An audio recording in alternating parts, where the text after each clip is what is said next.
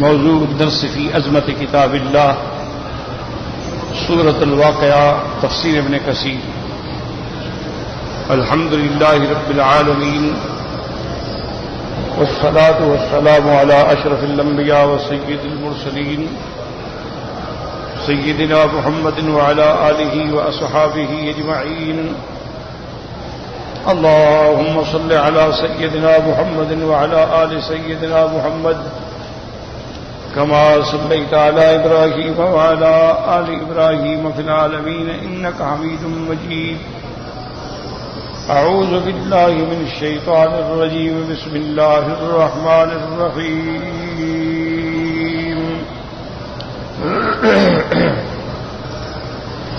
فلا أقسم بمواقع النجوم وإنه لقسم لو تعلمون عظيم. إنه لقرآن كريم في كتاب مكنون لا يمسه إلا المطهرون تنزيل من رب العالمين. أفبهذا الحديث أنتم مدهنون وتجعلون رزقكم أنكم تكذبون. قال المؤلف المفسر رحمه الله تعالى أدام النفع بعلومه وعلومكم في الدارين آمين. إلى أن قال وقال ابن جرير حدثنا ابن عبد الأعلى قال حدثنا ابن ثور قال حدثنا معبد قتادة لا يمسه إلا المطهرون قال لا يمسه عند الله إلا المطهرون. فأما في الدنيا فإنه يمسه المجوسي النجس والمنافق الرجس. قال وهي في قراءة ابن مسعود ما يمسه إلا المطهرون. اب ابن جریر رحمت اللہ علیہ اس آیت کا بیان فرماتے ہیں کہ لا یمسہ نہیں چھوتے اس کو مگر پاکیزہ لوگ. تو فرمایا اس کا معنی یہ ہے کہ جو لوح محفوظ میں ہے جب اللہ کا حکم ہوتا ہے تو ملائکہ اس کو نقل کرتے ہیں. تو قرآن یعنی جو آسمانوں میں ہے اس کو مطہرون کے علاوہ کوئی نہیں چھوڑ سکتا. باقی کہنے لگا دنیا میں تو مجوسی بھی قرآن پکڑ لیتے ہیں, کافر بھی قرآن پکڑ لیتے ہیں, بہت سارے ہندو ہیں جو قرآن پڑھتے ہیں, بہت سارے سوشلسٹ قسم کے لوگ ہیں وہ بھی قرآن کا مطالعہ کرتے ہیں. اسی طرح منافق جو ہیں وہ بھی قرآن کو ہاتھ لگاتے ہیں. انہوں نے کہا معنی یہ ہے کہ لا یمسہ الا المطہرون یعنی جو اللہ کے ہاں آسمانوں میں محفوظ ہے اس کو ماں سوا پاکیزہ لوگوں کے کوئی ہاتھ نہیں لگاتا. وقال ابو العالیہ لا یمسہ الا المطہرون لیس انتم اصحاب الذنوب. ابو العالیہ نے فرمایا اس سے مراد یہ انسان نہیں بلکہ وہ فرشتے ہیں. وقال ابن زعمت کفار قریش ان هذا القرآن تنزلت به الشیاطین فاخبر اللہ تعالی انه لا یمسہ الا المطہرون. حضرت ابن زید فرماتی ہیں کہ کفار قریش جو ہیں نعوذ باللہ ثم نعوذ باللہ وہ سمجھتے تھے کہ نعوذ باللہ یہ بھی شیطان آ کے حضور صلی اللہ علیہ وسلم کو پڑھاتے ہیں بتلاتے ہیں. تو اللہ نے ان کا رد کیا کہ ظالموں قرآن تو ایسا چیز ہے کہ اس کو تو بغیر پاکیزہ لوگوں کے کوئی چھو ہی نہیں سکتا. تو شیاطین کہاں سے لے آئیں گے یا کہاں سے چھو لیں گے یا کہاں سے پڑھ لیں گے. اس کے بعد جیسے فرمایا وما تنزلت به الشیاطین وما ينبغي لهم وما يستطيعون انهم عن السمع لمعذورون. جیسے اللہ نے فرمایا کہ قرآن کو شیاطین لے کے نہیں اترے ہیں اور نہ ان کی یہ حیثیت ہے اور نہ وہ طاقت رکھتے ہیں بلکہ وہ تو اس کے سننے سے بھی اللہ نے ان کو دور کر دیا ہے. وهذا القول قول جيد وهو لا يخرج الاقوال التي قبله. وقال الفراء لا يجد طعمه ونفعه الا من آمن به. اب فراء کہتی ہیں کہ لا یمسہ کا معنی یہ ہے کہ قرآن مقدس کا جو ذوق ہے اور جو اس کا نفع ہے وہ صرف اس کو حاصل ہوتا ہے جو قرآن پہ ایمان لائے ہیں. جیسے اللہ فرماتے ہیں ذالک الکتاب لا ریب فیہ ہدی للمتقین. یہ ہدایت کرتی ہے لیکن ان کو جو اللہ سے ڈرنے والے ہیں. جو اللہ سے نہیں ڈرتے خدا کو نہیں مانتے تو قرآن کو کیا مانیں گے. وقال آخر لا يمسه إلا المطهرون من الجنابة والحدث. بعض علماء فرماتے ہیں اس کا معنی یہ ہے کہ آدمی جنب کی حالت میں یا آدمی ناپاکی کی حالت میں قرآن کو ہاتھ نہ لگائے. قالوا لفظ الآیت خبر معنی طلب، کہ لفظ تو ایسے ہے جیسے خبر دی جا رہی ہے کہ اس کو پاکیزہ لوگوں کے علاوہ کوئی نہیں چھوتا، لیکن معنی حکم کا ہے کہ کوئی نہ چھوئے جب تک کہ پاک نہ. قالوا المراد بالقرآن ها هنا المصحف، یعنی مصحف جو ہمارے ہاتھوں میں ہے. كما روى مسلم بن عمر رضي الله تعالى عنهما أن رسول الله صلى الله عليه وسلم نهى أن يسافر بالقرآن إلى أرض العدو مخافة أن يناله العدو تجوب ذلك، بما رواه الإمام مالك بن موطأ عبد الله بن أبي بكر بن محمد بن عمرو بن حزم أن في الكتاب الذي كتبه رسول الله صلى الله عليه وسلم لعمرو بن حزم ألا يمس القرآن إلا طاهر. اب مفسر رحمۃ اللہ علیہ فرماتی ہیں جیسے مسلم شریف کے اندر حضرت ابن عمر رضی اللہ تعالیٰ عنہما سے روایت ہے کہ میرے آقا نے رحمت دو عالم صلی اللہ علیہ وسلم نے فرمایا کہ قرآن لے کے دشمن کے شہروں میں، دشمن کے ملکوں میں سفر نہ کیا کرو. ایسا نہ ہو خدا نہ خواستہ کہ قرآن ان کے ہاتھ میں آئے اور اس کی وہ توہین کریں، کیونکہ انہوں نے دلیل پکڑی ہے اس حدیث سے کہ جس میں میرے آقا نے رحمت دو عالم نے لکھا تھا، خط بھیجا عمرو بن حزم کو، اللہ یمس القرآن الا طاہر، کہ قرآن پاک کو کوئی نہ ہاتھ لگائے مگر پاک. رواه ابو داود في المراسيل حديث الزهري قال قرات لي سيد عبد ابي بكر محمد بن عمرو بن حزم النصر قال لا يمس القرآن الا طاهر وهذه بجادة جيدة قد قرأها الزهري وغيره مثل هذا ينبغي رفعه. وقد اسنده الدارقطني عن ابن حزم عبد الله بن رضوان بن راسم وفي اسناد كل منهما نظر الله تعالى اعلم. تو اب مسئلہ سمجھ لیں کہ قرآن پاک میں تو یہ ہے کہ اس کو نہیں چھوتے مگر پاک. الحمدللہ.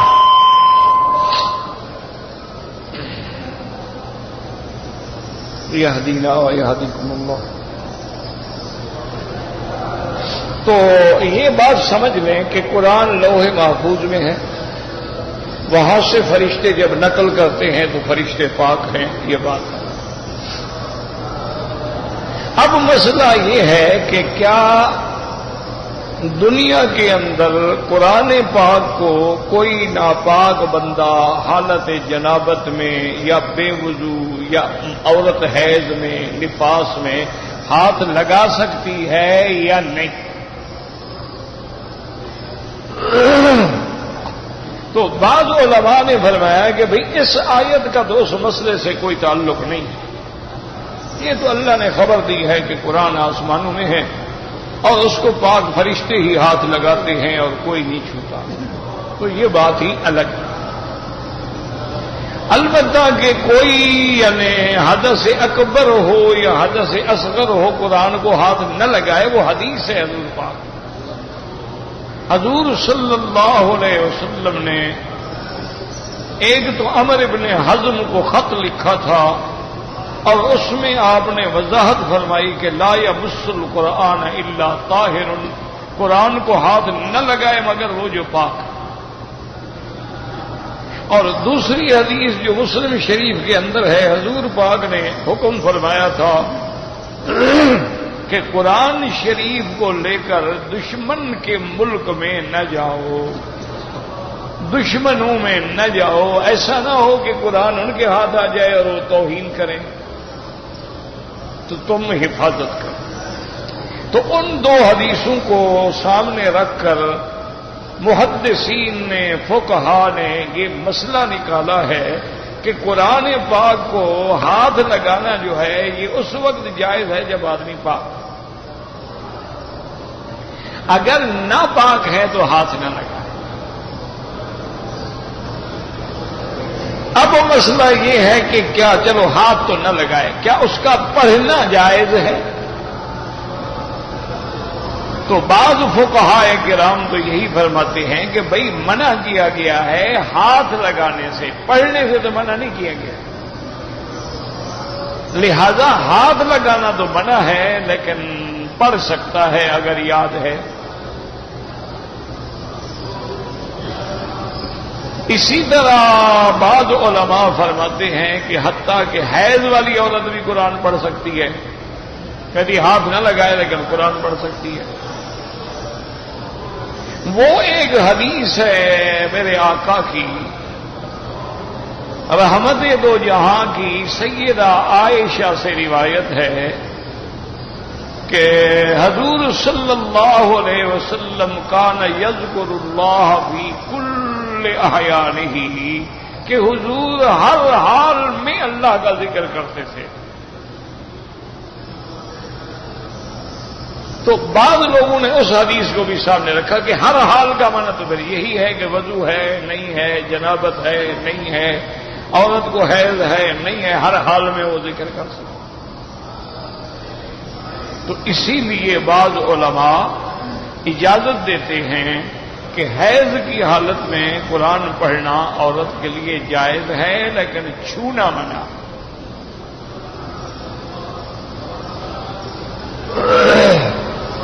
اور امام ابو حنیفہ رحمۃ اللہ علیہ اور اصحاب ابی حنیفہ جو ہیں وہ کہتے ہیں نہیں، قرآن مجید کو چھونا بھی منع ہے اور حالت حیض میں یا جنابت میں پڑھنا بھی منع ہے۔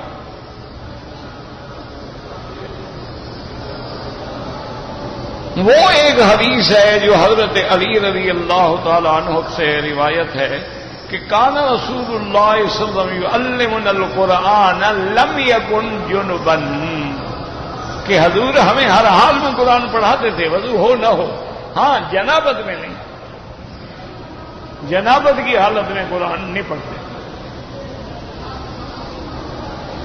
تو اس لیے علماء میں سے امام ابو حنیفہ رحمۃ اللہ علیہ، جیسے میں نے آپ کو کئی دفعہ عرض کیا ہے نا کہ امام صاحب جہاں تحلیل تحریم حلال حرام ایسے مسائل آ جائیں تو وہاں بڑی سختی کرتے ہیں کہ کوئی آدمی یعنی بالکل اس کے قریب ہی نہ جائے۔ وہ فرماتے ہیں کہ کسی حال میں قرآن پڑھنا جو ہے نہ حیضہ کے لیے جائز ہے، نہ نفاس والے کے لیے جائز ہے، اور نہ جنابت والے کے لیے جائز ہے۔ ہاں وہ کہتے ہیں کہ مثلا ایک بیچاری استانی ہے، وہ بچوں کو پڑھاتی ہے، تو اب 8 دن حیض ہوتا ہے، کبھی 10 دن حیض ہوتا ہے، تو 10 دن مدرسہ بند ہو جائے تو بچیوں کا تو علم ختم ہو جائے گا۔ وہ کہتے ہیں ہاں سنتی رہے، پڑھے نہیں، سنتی رہے، اور جہاں بچی غلطی کرے وہاں اس کو مثلا کھنکھار کے یا اس کو ایک آدھا لفظ بتا دے، وہ چھوڑ رہی ہو نا کہ مثلا انہ لقرآن کریم، اس نے چھوڑ سکا انہ، بس ایک لفظ بتا دیا، اتنا تو اجازت ہے، اس کو پوری آیت پڑھنے کی اجازت نہیں۔ باقی امام صاحب فرماتے ہیں کہ جو حدیث ہے کہ حضور ہر حال میں ذکر فرماتے تھے تو اس کی تو نفی موجود ہے۔ حضرت علی فرماتے ہیں کہ ما لم یکن جنبا، جنابت میں نہیں پڑھتے تھے۔ تو جب 2 حدیثیں آ گئیں، ایک حدیث کہہ رہی ہے کہ حضور ہر حال میں ذکر فرماتے تھے، ایک حدیث آ گئی کہ حضور ہر حال میں تعلیم قرآن دیتے تھے لیکن ما لم یکن جنبا، جبکہ جنابت نہ ہو۔ تو اس لیے اب امام صاحب نے اسی چیز کو لے لیا کہ بھائی وہ اللہ یذکر اللہ جو ہے، ذکر اللہ جو ہے، اس سے مراد قرآن نہیں ہے، قرآن کے علاوہ ذکر ہے۔ جیسے الذین یذکرون اللہ قیاما وقعودا وعلی جنوبہم ویتفکرون فی خلق السماوات والارض، تو یذکرون اللہ قیاما وقعودا وعلی جنوبہم، وہاں صرف قرآن پڑھنا تو مراد نہیں ہے، ورنہ یہ تو کہیں حکم نہیں کہ لیٹ کے قرآن پڑھو۔ معنی یہ ہے کہ اور اذکار جو ہیں سبحان اللہ الحمدللہ لا الہ الا اللہ اللہ اکبر للہ الحمد، لا حول ولا قوت، تو وہ باقی ذکر مراد ہے، قرآن نہیں۔ پھر امام صاحب کا ایک استدلال یہ بھی ہے، وہ کہتے ہیں کہ بات یہ اللہ نے ہمیں جو عقل دیا ہے اس سے بھی تو قرآن کو سمجھیں، حدیث سے سمجھیں، کیونکہ اللہ نے ہمیں دعوت دی ہے کہ افلا یتدبرون القرآن، قرآن میں تم تدبر نہیں کرتے ہو۔ انہوں نے کہا کہ جس چیز کا ہاتھ لگانا بھی منع ہو تو اس کا پڑھنا کیسے جائز ہو جائے گا؟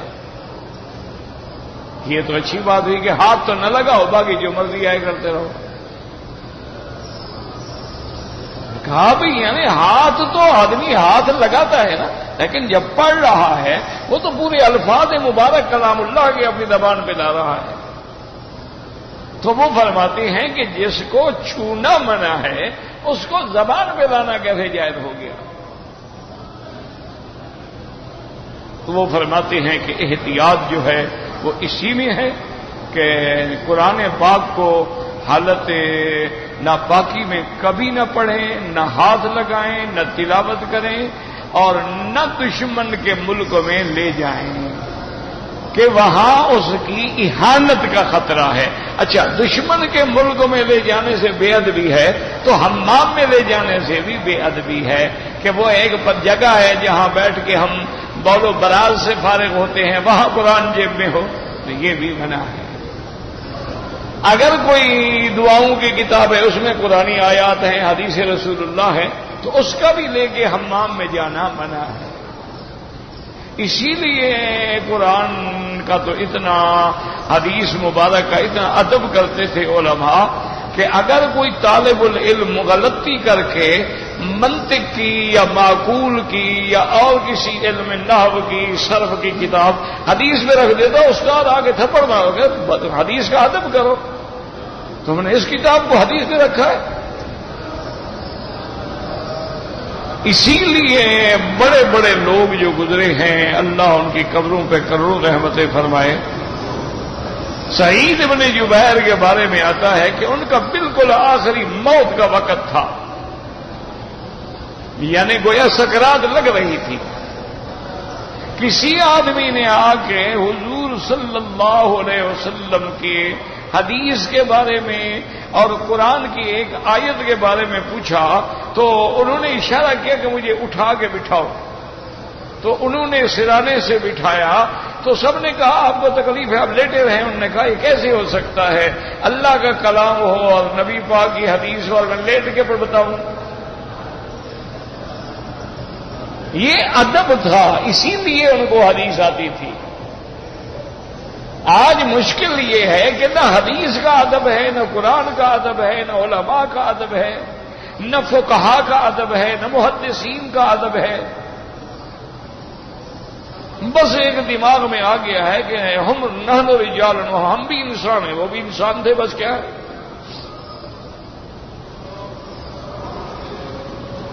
تو یہ وجہ ہے، یاد رکھو کہ جب آدمی کے دماغ پر بے ادبی آ جاتی ہے تو پھر آدمی کو علم نہیں حاصل۔ ٹھیک ہے، معلومات ہوں گے، معلومات تو سارا آدمی رکھ سکتا ہے نا، معلومات کا ہونا الگ ہے۔ جیسے میرے آقا نے فرمایا تھا کہ خوارج جو ہیں، اہل بیت کے دشمن جو ہیں، انہوں نے فرمایا وہ اتنا اللہ کا ذکر کریں گے، اتنا قرآن پڑھیں گے کہ تم اس کا 10واں حصہ بھی نہیں پڑھ سکتے ہو، لیکن لا یجاوز حناجرہم، قرآن ان کے حلق سے نیچے نہیں اترے گا، دل میں نہیں ہوگا، بس زبان میں ہے اور حلق میں۔ اسی لیے بے ادب آدمی جو ہے اس کے یاد یقین کر لیں، اگر قرآن کی بے ادبی ہے تو کبھی اس کو قرآن نہیں سمجھ آئے گا۔ حدیث رسول اللہ کی بے ادبی ہے، کبھی حدیث سمجھ نہیں آئے گی۔ فقہاء کا بے ادب ہے تو کبھی تفقہ دین میں حاصل نہیں ہوگا۔ اس کے لیے ہر حال میں ادب ہے، جیسے بزرگ کہتے ہیں نا جی کہ با ادب با نصیب اور بے ادب بے نصیب۔ اس کو عربی علماء کہتے ہیں الدین کلہ ادب، وہ دین تو ہے ہی ادب کا نام۔ آپ دیکھیں نا کتنا بڑا ادب ہے، ذرا غور کریں کہ میرے آقا رحمت للعالمین صلی اللہ علیہ وسلم، عرفات کا دن ہے، یوم الوقوف ہے، میدان عرفات ہے، حضور احرام میں ہیں، سارے صحابہ احرام میں ہیں۔ حضور فرماتے ہیں صحابہ سے ایو شہر ھذا، یہ کون سا مہینہ ہے؟ اب ایمان سے کہیں صحابہ کو پتہ نہیں تھا کون سا مہینہ، حج احرام باندھا ہوا ہے، عرفات میں کھڑے ہیں، لیکن نے کہا اللہ ورسولہ اعلم، ادب نے کہا یہ ایک جانی پہچانی بات ہے، لیکن حضور جو فرما رہے ہیں تو کوئی حکمت ہے۔ آپ نے فرمایا ایو یوم ھذا، یہ کون سا دن ہے؟ انہوں نے کہا اللہ ورسولہ اعلم، اللہ اللہ کا رسول، حالانکہ ان کو نہیں پتا تھا کہ جمعہ کا دن ہے، 9 تاریخ ہے، ہم عرفات میں ہیں، حج پڑھنے کے لیے آئے ہیں، لیکن یہ ادب۔ سیدنا علی رضی اللہ تعالی عنہ فرماتے ہیں کہ کنت رجلا مزا، فرماتے ہیں کہ میں نوجوان تھا اور بڑا اللہ نے مجھے بڑی قوت طاقت دی تھی، تو مجھے یعنی اس قوت و طاقت کی بنا پر مزی آتی تھی، یعنی پیشاب کرنے کے بعد سفید مادہ آ جائے اس کو مزی کہتے ہیں۔ تو اب میں مسئلہ پوچھنا چاہتا تھا کہ بھئی مزی کے بعد غسل کرنا ضروری ہے یا پھر وضو کافی ہے؟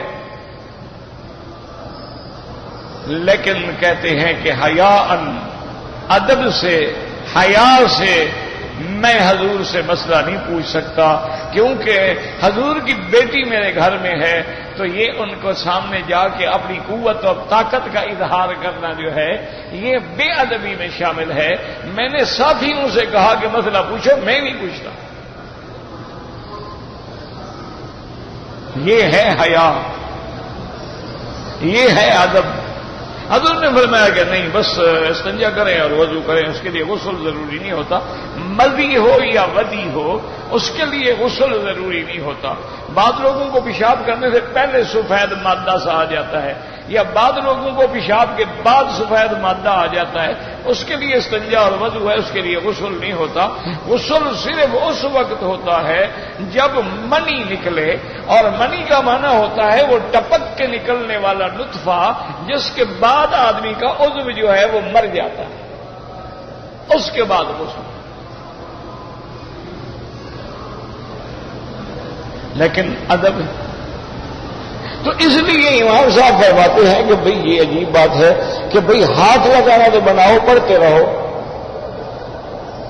وہ کہتے ہیں نہ ہاتھ لگاؤ نہ پڑھو۔ اچھا، جو لوگ علماء فرماتے ہیں وہ بھی کہتے ہیں کہ چونکہ قرآن نے کہا کہ چھونا منع ہے تو بس چلو چھونا منع ہے، باقی جائز ہے۔ لیکن ان کی احتیاط اتنا ہے کہ وہ کہتے ہیں چھونا بھی منع ہے اور حالت جنابت میں پڑھنا بھی منع ہے، کہ حدیث ہے حضور جنابت میں نہیں پڑھتے تھے۔ تو اسی لیے وہ فرماتے ہیں کہ حیض میں بھی منع ہے اور نفاس میں بھی منع ہے۔ ایک تو یہ ہو گیا، اور دوسرا ترجمہ میں نے خلاصے میں بھی عرض کیا تھا، پتہ نہیں آپ کو یہ اللہ کرے یاد ہو۔ ایک معنی یہ ہے لا یمسہ الا المطہرون، بھائی جیسے کوئی کہنے یار تم نے تو کتاب کو آج تک چھوا ہی نہیں نا، جیسے کبھی استاد کہتا ہے نا کہ بھائی اور یار تم کیا کتاب کو بتاؤ گے، تم نے تو کبھی کتاب کو ہاتھ ہی نہیں لگایا۔ تو انہوں نے فرمایا اس کا معنی یہ ہے کہ قرآن سے علم حاصل نہیں کر سکتے مگر وہ لوگ جو پاک ہیں۔ اگر وہ پلید ہے، وہ مشرک ہے، وہ منافق ہے، وہ شرابی ہے، وہ زانی ہے، تو مانا ہے کہ وہ گناہ گار ہے، وہ پاک نہیں ہے۔ تو گناہ گار جو ہوتے ہیں جن کے گناہوں کی زندگی ان کو قرآن نہیں سمجھتا۔ قرآن کو سمجھ بھی وہی سکتا ہے اور نفع بھی وہی اٹھا سکتا ہے۔ ہدی للمتقین، متقی تب ہوگا جب گناہوں سے پاک ہوگا۔ اس لیے انہوں نے فرمایا کہ اس کا معنی یہ نہیں ہے کہ چھونا، معنی یہ ہے کہ اس سے نفع کوئی نہیں حاصل کر سکتا، اس علم کو سینوں میں کوئی نہیں لگا سکتا ہے مگر وہ جو پاک لوگ ہیں۔ اسی لیے امام وقی گزرے ہیں، بہت بڑے محدث تھے، بہت بڑے عالم تھے، اللہ ان کی قبروں پہ کروڑوں رحمتیں فرمائے۔ تو کچھ طلباء نے ان کی خدمت میں آ کے کہا کہ حضرت بات یہ ہے کہ میرا حافظہ کمزور ہو گیا ہے، میں جو قرآن حدیث کے پڑھتا ہوں یاد نہیں رہتا، تو اس کا میں کیا کروں؟ تو اس کو کسی نے شعر میں بھی نقل کیا ہے کہ شکوت الی وقیع سوء حفظی، میں نے اپنے حافظے کی خرابی کی شکایت کی حضرت امام وقیع سے، فاوصانی بترک المعاصی، انہوں نے کہا گناہ چھوڑ دو قرآن یاد ہو جائے۔ کیوں؟ آگے پھر حضرت نے دلیل دی ہے امام وقیع، انہوں نے فرمایا العلم نور، قرآن کا علم حدیث کا علم تو نور ہے، والنور لا یؤتی للعاصی، اور نور جو ہے وہ گناہ گاروں کے دلوں میں نہیں ہوتا ہے، اس کے لیے ضروری ہے کہ آدمی کا اندر باہر جو ہے وہ پاک، تب جا کے قرآن سے نفع حاصل کریں گے، ورنہ پڑھتے رہیں گے، زبانی تلاوت ہوگی لیکن قرآن جو ہے ان کے اندر نہیں پہنچے گا اور نہ ان کو ہدایت نصیب ہوگی۔ اب دیکھیں نا ہمارے کتنے بھائی ہیں نماز پڑھتے ہیں لیکن اثر نہیں ہوتا نماز کا، حالانکہ وہ تو قرآن ہے، قرآن کہتا ہے نماز جو ہے برائیوں سے روک دیتی ہے، یہ تو قرآن تازہ نماز پڑھ کے برائی شروع کر دیتے ہیں۔ فلم دیکھ رہے ہو نا تو کوئی بہت زیادہ پابند نماز بھی ہو، وہ کہہ رہے ہیں آپ 2 منٹ بند کرو میں نماز پڑھ لوں گا، اچھا اب کھولو ٹھیک ہے میں نے پڑھ لیا، یہ کون سی نماز ہے جی؟ تو اس کو یہ نماز کیوں نہیں روک رہی؟ جبکہ قرآن کہتا ہے کہ ان الصلاۃ تنہی عن الفحشاء والمنکر، کہ نماز جو ہے برائیوں سے بھی اور ہر امر منکر سے بھی روک دیتی ہے۔ تو اس کا علماء نے جواب دیا کہ نماز تو واقعی روک دیتی ہے لیکن ابھی ہماری نماز بنی ہی نہیں ہے، وہ صرف ٹکرے ہیں، فرض اتار رہے ہیں، نماز اپنی اصلی کیفیت میں نماز بنے تو گناہوں سے روکیں۔ ہم پڑھ رہے ہیں ٹھیک ہے، فرض تو اتر گیا، مغرب پڑھ لی، انشاءاللہ عشاء بھی پڑھ لیں گے، لیکن وہ جو نماز ہے نا جس کو نماز کہتے ہیں، وہ جو اللہ کے دربار میں کھڑے ہونے والے لوگ جو تھے، حضرت علی جب کھڑے ہوتے تھے تو ان کے ساتھی کہتے ہیں ایسے معلوم ہوتا تھا کہ اللہ کے ڈر سے ان کا وجود جو ہے پگھل گیا۔ ایسے حضرت عمر جیسا بہادر آدمی قرآن پڑھ رہے ہیں اور کوئی آیت عذاب آ گئی ہے، بیمار ہو گئے، بستروں پہ گر گئے، تم 30 سپارے قرآن پڑھ لیتے ہو، تمہیں تو چھینک بھی نہیں آتی، تمہیں تو کبھی سر درد بھی نہیں ہوا۔ وجہ کیا ہے کہ صحیح معنی میں نہ تلاوت ہے نہ صحیح معنی میں ہماری نماز ہے۔ اگر نماز ہو اور تلاوت صحیح معنی میں تلاوت ہو، یہ تو بہت پرانی بات، تو پہلے والے لوگ جو تھے ان کا تو پتہ نہیں، شان ہی نرالا ہے نا، جتنا زمانہ حضور پاک کے قریب ہوگا ان کا تو شان ہی اور ہے نا۔ یہ اس دور کی بات ہے۔ حضرت احمد علی لاہوری رحمت اللہ علیہ میں نے زیارت کی ہے، لیکن اس وقت زیارت کی ہے جب عقل شکل کوئی نہیں تھا، سمجھ ہی نہیں تھی۔ تو بہت سارے میرے احباب ہیں، دوست ہیں، علماء ہیں، بزرگ ہیں جو بتاتے ہیں کہ حضرت لاہوری رحمت اللہ علیہ ہمیشہ فرمایا کرتے تھے جمعہ میں بھی اور باقی مجالس میں بھی کہ بھائی اگر آپ نے قرآن و حدیث کے برکات کا تجربہ کرنا ہے تو بس فقیر کے پاس آ جاؤ 40 دن کے لیے نیت کر کے، لیکن شرط یہ ہے کہ کپڑے وہ پہنو گے جو فقیر دے گا اور کھانا بھی وہی کھاؤ گے لنگر کا جو فقیر کھلائے گا، اور جو فقیر ذمہ داری لگائے گا وہ بھی پوری کرو گے، پھر دیکھو کہ قرآن اور نماز کا لذت آتی ہے کہ نہیں آتی۔ تو مجھے لوگوں نے بتایا کہ بڑے بڑے لوگ، بڑے بڑے شرابی، بڑے بڑے ڈاکو، بڑے بڑے قاتل گئے اور ایسے تبدیل ہوئے نا کہ وہ خود ولی بن گئے۔ ہمارے ہاں جو مشکل ہے نا میرا بھائی وہ یہی ہے کہ کپڑا بھی پتہ نہیں حلال کا ہے حرام کا ہے، کھانا جو ہم نے کھایا ہے اللہ عالم اس میں بھی کوئی مشکوک چیز داخل تھی کہ نہیں تھی۔ تو اب تو وہ دور آ گیا نا کہ دین بچانا ہے تو پہاڑوں پہ جا کے غاروں میں چھپ جاؤ۔ اب لوگوں میں رہ کے دین بچانا مشکل ہو گیا کہ ہم مجلسوں میں بھی رہیں اور دین کی حفاظت بھی کریں، بڑا مشکل۔ اب دیکھیں آپ طواف میں نظریں بچا سکتے ہیں؟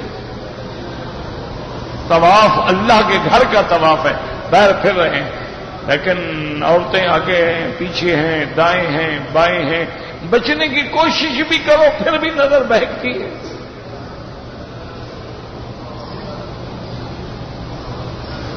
تو اس لیے بہرحال تو معنی یہ ہوا کہ اس قرآن کے برکات و ثمرات حاصل نہیں ہوتے مگر ان لوگوں کو جو پاک ہیں، جو شرک سے بھی پاک ہیں اور گناہوں سے بھی پاک ہیں۔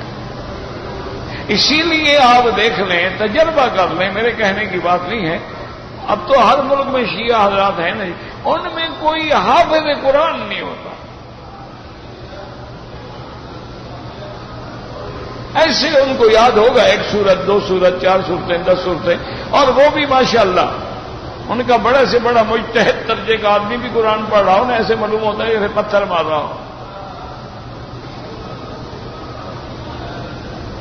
وجہ کیا ہے کہ وہ قرآن جمع کیا ابو بکر عمر عثمان نے، اس کے وہ منکر ہیں، جب ان کا ادب نہیں اللہ نے سینے میں قرآن رہنے نہیں دیا۔ جب جامعین قرآن کا ادب نہیں ہوگا تو قرآن کہاں سے سمجھ آئے گا؟ یہ خدا کی قدرت ہے۔ حضرت صدیق کی صداقت اور صدق کا انکار کیا، ان کے مذہب کی بنیاد بھی جھوٹ پہ ہے۔ تسعۃ اعشار الدین فی التقیۃ، وہ کہتے ہیں تقیہ جو ہے نا، اس میں یوں سمجھ لو کہ 9 حصے دین اسی میں چھپا ہوا ہے، 1 حصہ باقی باہر ہے۔ تقیہ کیا ہوتا ہے؟ ظاہر میں کچھ کہو باطن میں کچھ کرو، جھوٹ اور کیا ہے؟ سنی ہو گئے سنی بن گیا، شیعہ آ گئے شیعہ بن گیا۔ محرم میں ماتم کر لیا، 12 ربیع الاول کو جلوس میں بھی شریک ہو گیا۔ کہتے نہیں ماشاءاللہ ہمارا ابا جو تھا نا، میں ایک آدمی بتا رہا تھا، میرے والد صاحب جو تھے نا جی، بڑے مرنج انسان تھے ماشاءاللہ، اللہ کی رحمت سے ان سے سب راضی تھے ماشاءاللہ۔ وہ تعزیہ شریف میں بھی جاتے تھے، وہ میلاد شریف میں بھی جاتے تھے، وہ ختم شریف میں بھی جاتے تھے، وہ عرس شریف میں بھی جاتے تھے، وہ اللہ کی توحید کا باز بھی سنتے تھے ماشاءاللہ، سب کو راضی رکھا ہوا تھا۔ اب یہ پتہ نہیں تعریف ہے یا شکایت ہے، اللہ کے نبی تو سب کو راضی نہیں کر سکے۔ اللہ کے نبی پہ مکے والے راضی تھے، صرف 40 آدمی ساتھ ہوا، باقی تو سب مخالف۔ اس کو پتہ نہیں کیسے سب کو راضی کر دیا، مانا منافق تھا،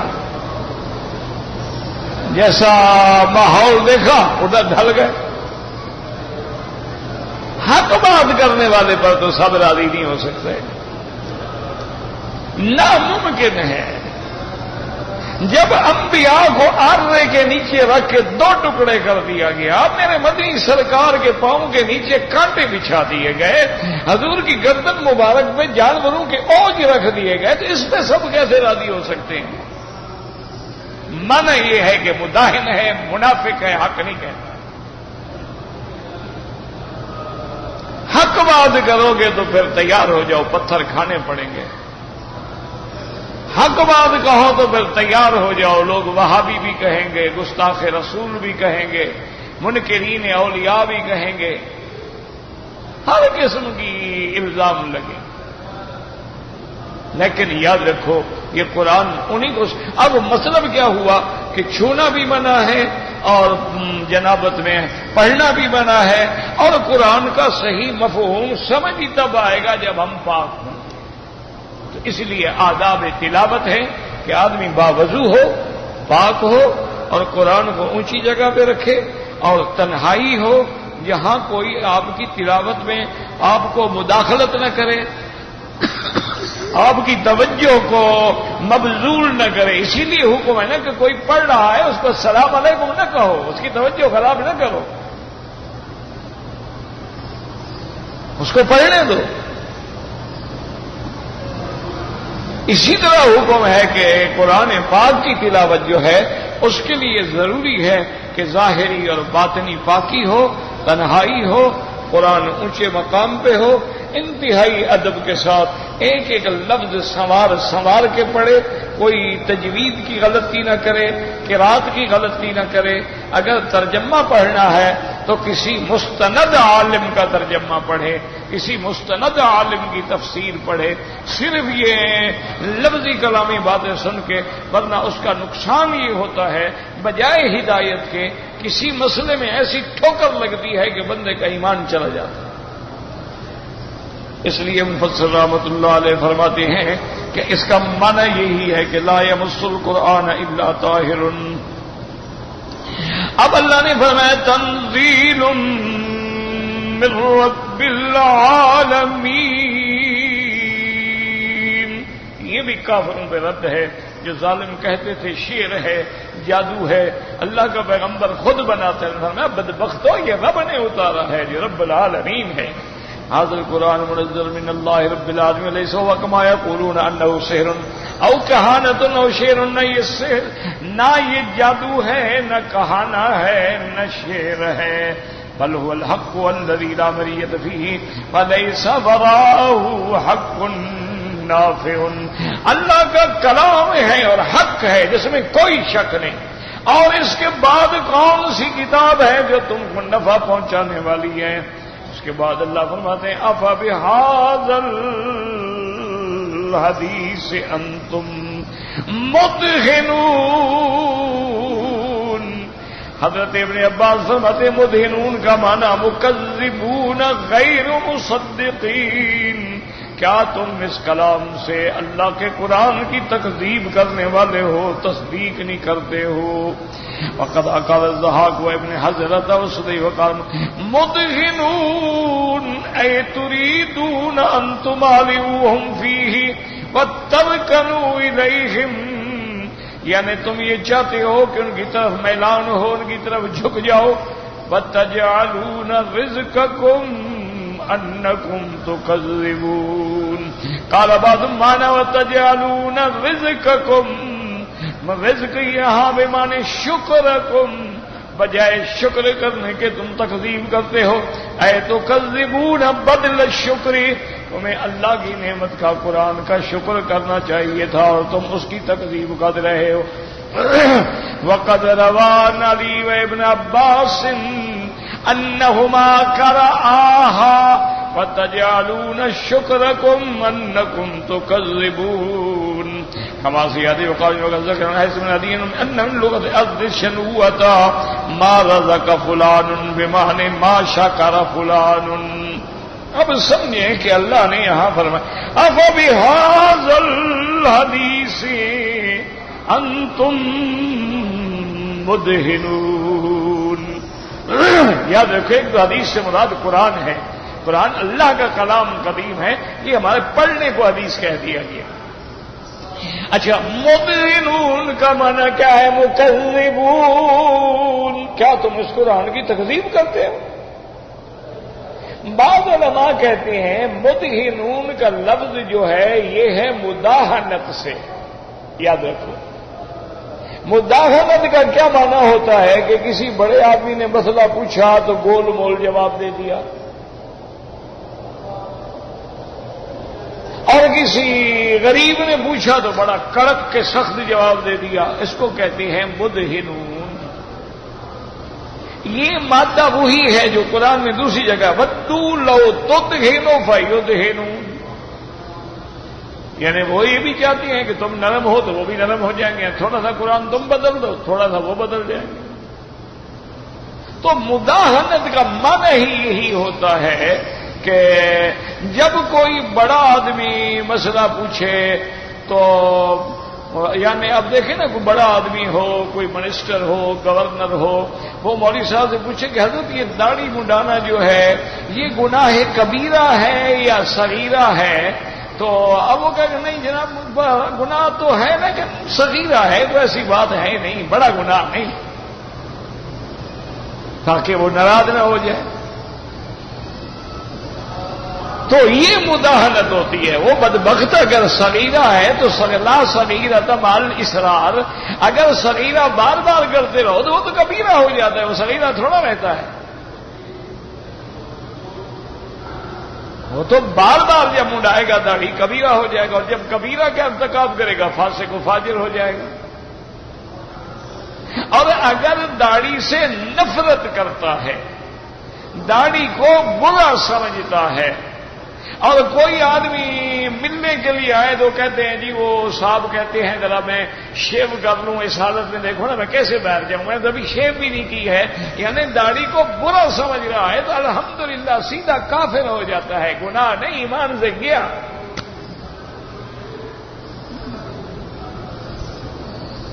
ایک ہے داڑھی نہ رکھنا، یہ گناہ ہے، داڑھی سے نفرت کرنا یا برا سمجھنا یا اس کو عیب سمجھنا، اور یہ عقیدہ دماغ اور دل میں رکھنا کہ جی میں جب تک شیو نہ کروں باہر کیسے جاؤں۔ اس لیے سب سے پہلے وہ حمام میں جا کے جناب شیو کریں گے، شاور لیں گے، پھر آگے ناشتہ کریں گے، پھر اس کے بعد وہ باہر نکلیں گے، کیونکہ اگر ایک دن دو دن کی شیو بڑھ جائے وہ کہتے یار بڑی بری لگ رہی ہے، بڑا تنگ ہو رہا ہے، ٹھہرو میں شیو کر دوں، تو وہ معمولی بات نہیں کہہ رہا، وہ اسلام سے ختم نکل گیا، دوبارہ کلمہ پڑھے۔ اچھا جب اسلام سے نکل گیا کافر ہو گیا تو بیوی کیسے حالات رہی؟ خاوند کافر ہو بیوی مسلمان ہو تو نکاح ختم۔ یا بیوی کہے کہ مجھے تمہاری داڑھی چبھتی ہے، لگتی ہے، منڈا ہوں میں نہیں رہ سکتی تمہارا، تو بیوی کافر ہوگی، پھر نکاح کیسے رہا؟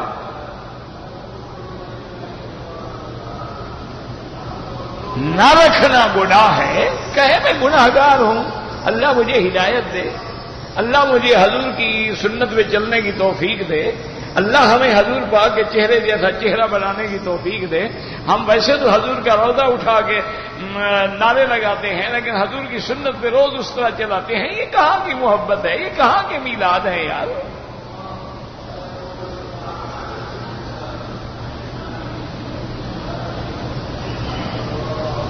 اور پھر بڑی بات تو یہ ہے نا کہ اسی داڑھی تازہ شیو کرا کے مدینے منورہ میں بیٹھ کر اور پھر مواجہہ شریف میں کھڑا ہے الصلاۃ والسلام علیک یا رسول اللہ، بڑا بہادر ہے بھائی، بڑی جرت ہے بھائی کہ سرکار دو جہاں کی سنت پہ تازہ کلہاڑا چلا کے آگے پھر سامنے بھی کھڑا ہے، سوٹ میں سامنے کھڑا ہے، ٹائی میں سامنے کھڑا ہے، باریک پاجامے میں سامنے کھڑا ہے، بدن نظر آ رہا ہے، کوئی حیا، کوئی ادب، کوئی ویسے ہم کملی والے پہ جان قربان ہے، اچھی جان قربان ہے بھائی۔ وہ عاشقوں کا تو یہ حالت ہوتی تھی، ہمارے اپنے اکابر بزرگ جو تھے وہ جہاں سے تم احرام باندھتے ہو نا بیر علی سے، اس زمانے میں اونٹوں کا سفر ہوتا تھا، جب یہاں پہنچتے تھے اونٹ والوں سے کہتے تھے کہ بھائی تم ایسے مہار پکڑ کے چلتے رہو، اب ہم اونٹ پہ نہیں بیٹھیں گے، پیدل بیٹھیں گے، حضور کا روضہ سامنے آ رہا ہے، ہم سواری پہ ایک چڑھ کے کیسے جائیں؟ امام مالک نے ساری زندگی مدینے پہ سواری پہ نہیں بیٹھا، نہ گھوڑے پہ، نہ بغل خچر پہ، نہ گدے پہ، نہ اونٹ پہ، سارے کہتے حضرت آپ کو تھک جائے، فرمایا بھائی جہاں میرے محبوب کے قدم لگے ہوں میں سواری پہ کیسے سوار؟